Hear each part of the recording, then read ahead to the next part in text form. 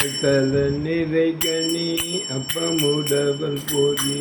அத்திய கரிமுகன் அடிபேணி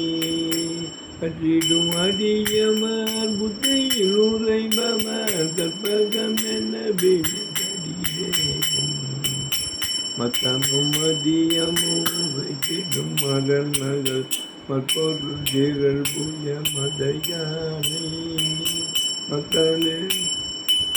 மக்கள வயிறனை முதலில் புதல்வனை மற்ற விமலர் ஒரு பணிவேனே